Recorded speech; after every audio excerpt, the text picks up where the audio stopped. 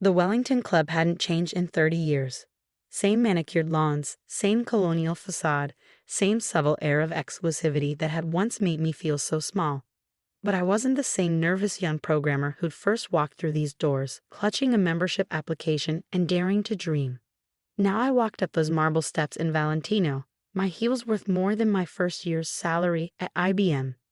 The morning headlines were still buzzing about Quantum Dynamics' latest acquisition, my fourth successful merger this year. My son's wedding would be the social event of the season. If I could get past the door. Staff entrance is around back, the doorman said without looking up. Service vehicles in the designated area only. I glanced at his nameplate. Mr. Phillips, I'm required to use the service entrance. He cut me off, finally looking up with practiced disdain. Policy hasn't changed in 50 years. I smiled. No, it hasn't. That's why Section 3, Paragraph 2 of the membership bylaws specifically prohibits staff from interrupting members without due cause. I helped write that revision 20 years ago. His eyes widened slightly, but years of professional snobbery held firm. Ma'am, I don't know what you've been told, but this is a private event. The Whitmore Chen wedding. Yes, I said pleasantly, my son Michael's wedding. I'm Linda Chen, though you might know me better as the L. Chen on your paycheck. The blood drained from his face. Ms. Chen? Mrs., I corrected. Though technically, it's Dr. Chen. The PhD came before the billions. I reached past him to open the door he should have held. Don't worry about announcing me. I know my way around. Inside, the club hummed with pre-wedding activity. Staff members who actually knew me nodded respectfully. The newer ones did double takes, their assumptions visibly recalibrating. Mom. Michael appeared, handsome in his morning suit. You're early. Good thing, I kissed his cheek. Had to give the new doorman a civics lesson. My son's face darkened. He didn't. Nothing I haven't handled before. I straightened his tie.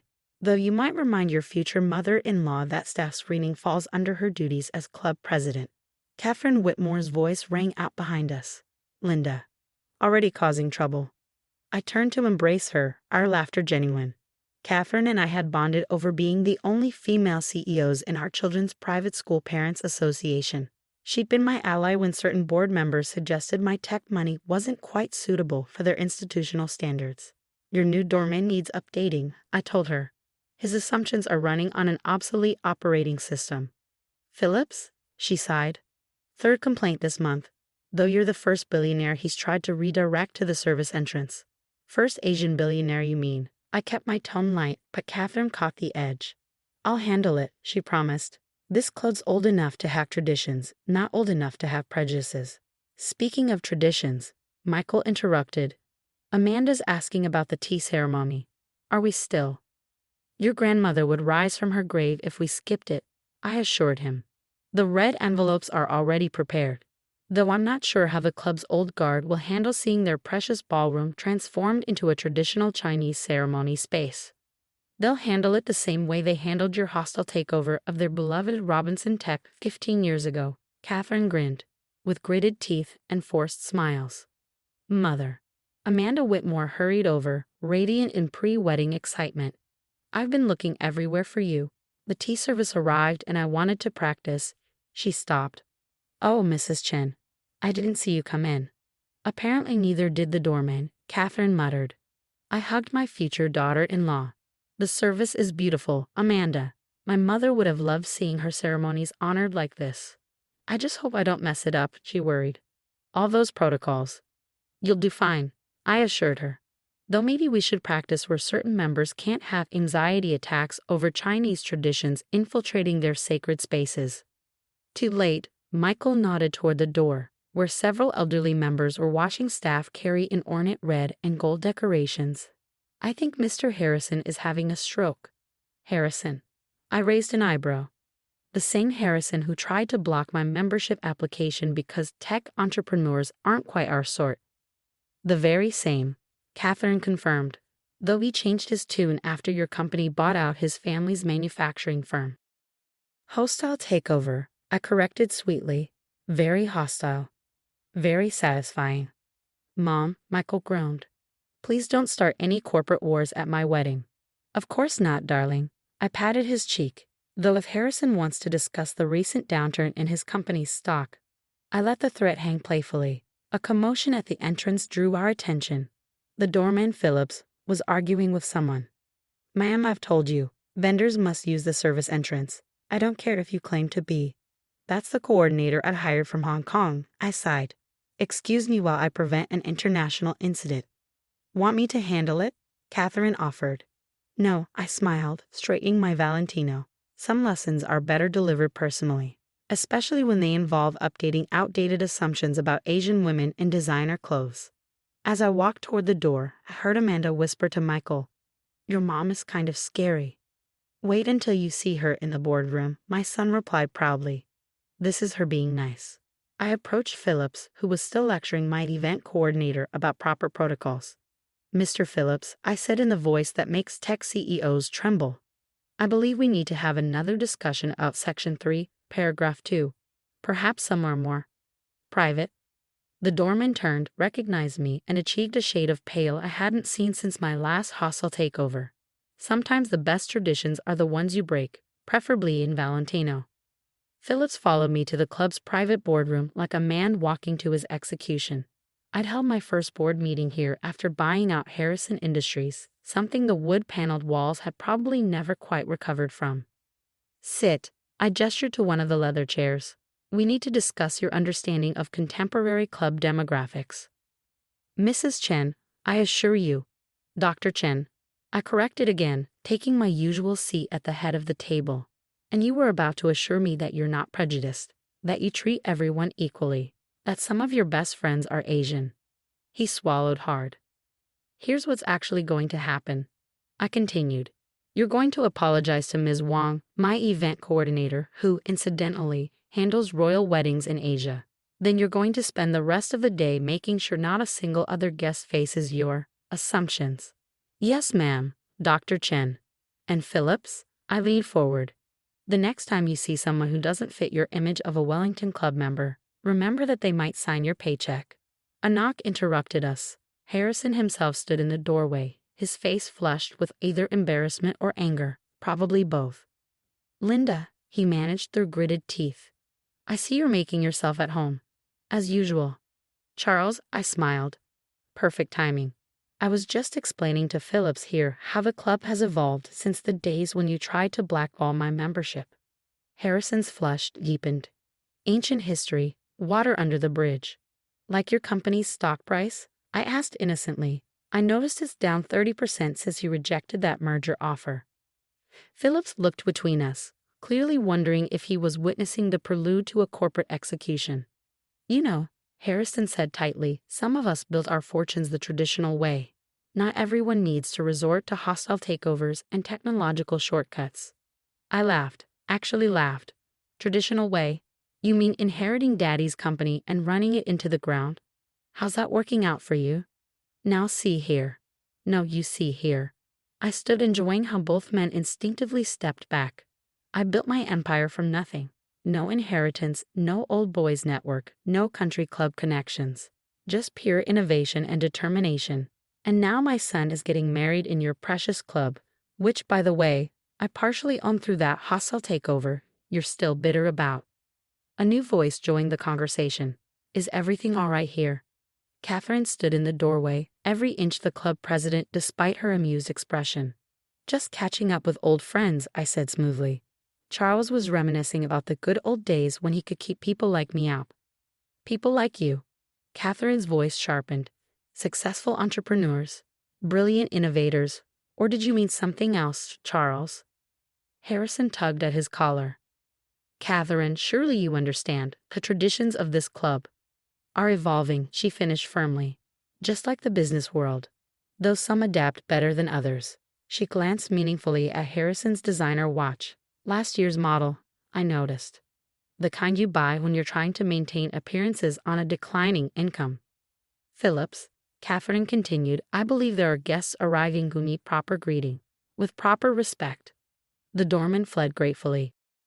"And Charles?" She smiled sweetly. "Wasn't there something you wanted to discuss with me about extending your membership payment schedule?" Harrison's face went from red to white.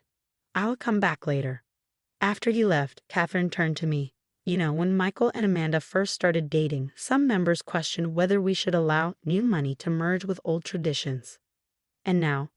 And now they're watching your Chinese tea ceremony preparations in terrified fascination, while their stock portfolios shrink and their children apply for jobs at tech companies.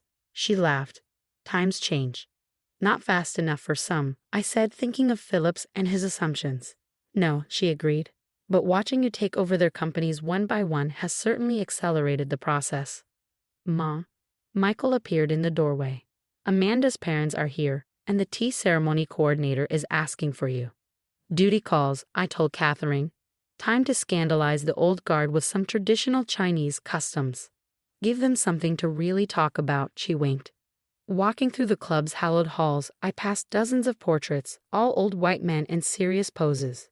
Soon, my son's wedding photos would join them, showing a different kind of Wellington Club family, one where traditional Chinese ceremonies mixed with country club protocols, where old money met new innovation, and where assumptions got upgraded whether they liked it or not. Near the ballroom, I passed Harrison having an intense conversation with his financial advisor. From the snippets I caught, another company was considering a takeover bid. I made a mental note to have my team look into it. Hostile takeovers were so much more satisfying when they had a point to make. Mrs. Dr. Chen, Phillips called out nervously. Your grandson has arrived. I turned ready to correct him, then saw his face. He was testing himself, practicing the respect he should have shown earlier. Thank you, Phillips, I said. See, operating systems can be updated after all. The ballroom transformation was a masterpiece of cultural fusion. Red and gold lanterns hung alongside crystal chandeliers, while traditional calligraphy scrolls complemented the club's ancestral portraits. Ms. Wong had outdone herself. The space radiated both Wellington Club gravitas and Chinese ceremonial warmth. Magnificent, isn't it? Amanda's father, Richard Whitmore, joined me in surveying the room, though I heard Harrison nearly fainted when they started hanging the lanterns. Harrison faints at anything that wasn't here in 1950, I replied, including most of his company's remaining assets. Richard chuckled. I heard rumors about another takeover. Should I move my investment portfolio? Depends. How do you feel about technological shortcuts and new money? Before he could respond, Michael appeared with Amanda, both now dressed in traditional Chinese wedding attire. My son looked handsome in his red silk changshan, while Amanda wore a stunning kipao that had belonged to my mother. Mom, Michael whispered urgently, some of the older members are refusing to participate in the tea ceremony. They're saying it's not appropriate. I felt rather than saw Catherine tense beside me. But before either of us could speak, Richard Whitmore stepped forward. Not appropriate, he boomed in his best boardroom voice. I'd say what's not appropriate is refusing to honor the traditions of one of our most successful members. Or do I need to remind everyone about last quarter's stock performances? Around the room, several members suddenly found their shoes fascinating. Harrison, in particular, seemed very interested in his shoelaces. Besides, Richard continued, my daughter specifically chose to incorporate these ceremonies. Are you suggesting my Amanda has poor judgment? The power of old money defending new traditions. It was almost poetic. Perhaps, I added sweetly, those who find it difficult to adapt could wait in the library. I hear the bankruptcy notices make fascinating reading these days. Catherine barely suppressed her snort. The tea ceremony proceeded beautifully. Amanda handled every detail perfectly, showing proper respect to each elder. Even Harrison participated, though his hands shook slightly when accepting the tea from me, probably remembering that hostile takeover. Afterward, as the space was being reset for the Western ceremony, Phillips approached me again. Dr. Chen, there's a situation at the entrance. Another Asian vendor you've misdirected. He flushed. No, ma'am. There's a group of young tech entrepreneurs. They say they're your mentees, but they're not dressed quite. Ah, my startup incubator graduates. I smiled. Future billionaires, Phillips, might want to memorize their faces now. Save yourself trouble later. His expression suggested he was finally understanding the new world order. Mom? Michael touched my arm. Thank you. For not burning the place down when they disrespected you. For showing them a better way instead. I straightened his changshan. Revenge is good, son. Teaching is better. Just ask Harrison. I've been educating him about modern business practices for years, one hostile takeover at a time. Speaking of Harrison, Catherine joined us. He's requesting a private meeting next week, something about exploring merger possibilities. Finally admitting he needs a technological shortcut. I raised an eyebrow. Book it. I'll bring my checkbook and my sympathy. Looking around the transformed ballroom, where old money and new innovation mingled, where East met West, where tradition embraced change, I saw the future, not just of the Wellington Club, but of all the spaces that once thought they could exclude people like me. Philip stood at attention, carefully checking every guest's credentials regardless of appearance. Harrison huddled with his financial advisors, probably calculating how much his pride would cost him in the upcoming merger. And my brilliant son stood with his beautiful bride, perfectly bridging two worlds that had once seemed impossibly far apart. You know, Catherine mused beside me, when you first joined the club, some members said it would never be the same.